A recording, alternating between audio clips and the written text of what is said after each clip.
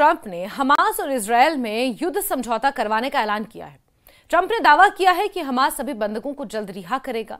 Trump ने Israel से appeal की है कि वो फौरन बमबारी रोक दे, लेकिन इजरायल ने गाजा पर भयानक हमले बंद नहीं किए हैं क्योंकि हमास अलग फिलिस्तीनी देश की मांग पर डटा हुआ है। साथ ही इजरायल पर 3 नए दुश्मनों के हमले का खतरा भी मंडरा रहा है।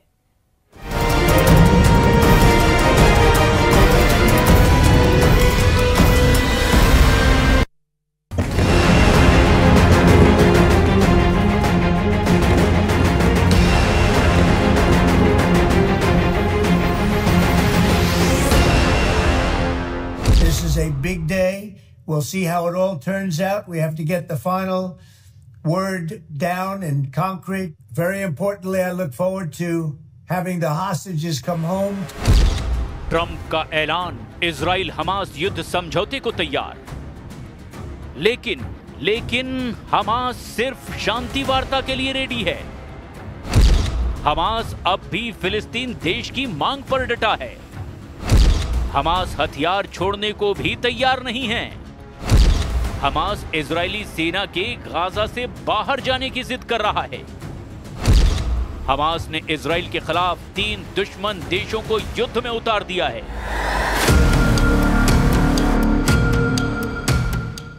ट्रंप ने बहुत बड़ा दावा किया है। ट्रंप बहुत खुश हैं।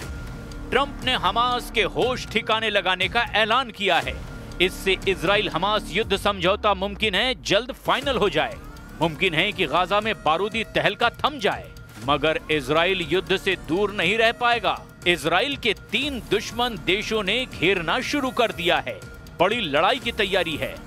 अब लड़ाका ग्रुप नहीं, सीधे सेनाओं की टक्कर हो सकती है। मतलब गाजा से भी विनाशकारी जंग शुरू होने वाली है। पहले तो हमास ही युद्ध का खात्मा करेगा, ये भी अब तक पक्का नहीं है। हमास ने ट्रंप को खुश करने के लिए शांति संदेश भेज दिया है, लेकिन इतनी शर्तें उसके साथ बताई है जिस पर नेतन्याहू को राजी कर पाना आसान नहीं है। हालांकि ट्रंप हमास के मैसेज मिलने के बाद अपनी पीठ खुद थपथपा रहे हैं। 8 मुस्लिम देशों को बार-बार धन्यवाद दे रहे हैं। And thank you all to those great countries that helped. We were given a tremendous amount of help. Everybody was unified in wanting this war to end and seeing peace in the Middle East. And we're very close to achieving that.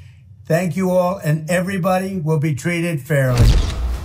Hamas से मिले message से गदगद Trump ने Israel को फौरन बमबारी बंद करने के निर्देश दिए, मगर इजराइल ने डिफेंसिव ऑपरेशन के नाम पर गाजा में कोहराम जारी रखा हुआ है। अल जजीरा की रिपोर्ट में दावा किया गया कि इजराइल ने ट्रंप के बयान के बाद भयानक हमला करके 24 घंटे से भी कम वक्त में 24 से ज्यादा लोगों को मौत के घाट उतार दिया। इसके साथ ही इजराइल ने गाजा में ट्रंप के पीस प्लान के पहले चरण को लागू करने की घोषणा भी कर दी है। लेकिन हमास लीडरशिप की तरफ से जो आधिकारिक बयान आ रहे हैं वो बहुत खतरनाक संदेश दे रहे हैं। शांति समझौते में सबसे बड़ा पेंच हमास के हथियार छोड़ने पर फंसा है। हमास लीडरशिप इसके लिए तैयार ही नहीं है। हमास के सीनियर लीडर मूसा अबू मरजूक की ये बातें ट्रंप के होश उड़ा सकती हैं। We will never accept anyone not Palestinian to control the Palestinian. This is not belong to Hamas only. This belong all of the Palestinian and the Palestinian Authority and the PLO. They should say what their response about this. And we can't bring someone like Tony Blair to be governor in Gaza. Hamas leader ने Trump को 2 टूक लहजे में कुछ जरूरी शर्तें गिनाई है, जिन शर्तों पर हमास झुकने को तैयार नहीं। उससे नेतन्याहू की टेंशन बढ़ गई है। हमास ने अलग फिलिस्तीन देश की मांग फिर से दोहराई है। साथ ही ये भी धमकी दी है कि फिलिस्तीन पर किसी भी बाहरी का नियंत्रण हमास बर्दाश्त नहीं करेगा।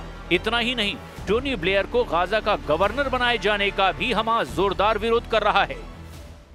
That Hamas, the weapon among Hamas, 90% of their capability, they destroyed it. Then there is nothing with Hamas talking about it, about women. Second thing, we, since in the beginning of this conflict, president Trump की peace deal पर Hamas एक तरह से कुछ कदम आगे जरूर बढ़ा है, लेकिन अभी सारे अहम मुद्दे अनसुलझे हैं। पहले ट्रंप का ऑफर देखिए। ट्रंप की पीस डील के तहत हमास को 3 दिनों में सभी 48 बंधकों, जिनमें लगभग 20 जिंदा माने जा रहे हैं, इन सभी को रिहा करना है। इसके बदले में इजराइल हमला रोकेगा, साथ ही कब्जा की गई जमीन से हटना होगा और सैकड़ों फिलिस्तीनी कैदियों को आजाद करना है। इसके बाद गाजा का कंट्रोल अंतरराष्ट्रीय संगठन करेगा, जिसकी निगरानी खुद ट्रंप और ब्रिटेन के पूर्व प्रधानमंत्री टोनी ब्लेयर करेंगे। ट्रंप के इस ऑफर पर हमास के सहयोगी फिलिस्तीनी इस्लामिक जिहाद ने सहमति जता दी है, लेकिन हमास ने साफ किया कि वो इजरायली सेना की पूरी और अंतिम वापसी की मांग करता है, जबकि ट्रंप ने इजराइल की वापसी को चरणबद्ध प्रक्रिया बता रखा है। इसीलिए हमास भी हथियार छोड़ने को तैयार नहीं है, यानी स्थायी शांति की गारंटी देने वाला अब भी कोई नहीं है। खासकर इजराइल के दुश्मनों ने जिस तरह आक्रामक रुख दिखाना शुरू कर दिया, वो अब नए युद्ध का सिग्नल दे रहे हैं। मिस्र ने इजराइल के खिलाफ नया फ्रंट खोल दिया है। मिस्र ने सिनाई प्रायद्वीप पर सेना को बड़े पैमाने पर तैनात कर दिया है। इजराइल ने इसे कैंप डेविड समझौते का उल्लंघन कहा। सिनाई आइलैंड के जोन बी और सी में सैन्य बढ़त पहले कभी इतनी भारी नहीं देखी गई। हालांकि मिस्र ने सैनिकों की तैनाती को आतंकवाद, तस्करी और गाजा पलायन को रोकने के लिए जरूरी बताते हुए किया है, लेकिन इजराइल को सिनाई में मिस्र के विध्वंसक हथियारों की तैनाती ने अलर्ट कर दिया है। मिस्र ने सिनाई में टैंकों, फाइटर जेट और हाईटेक एयर डिफेंस सिस्टम तैनात किए हैं।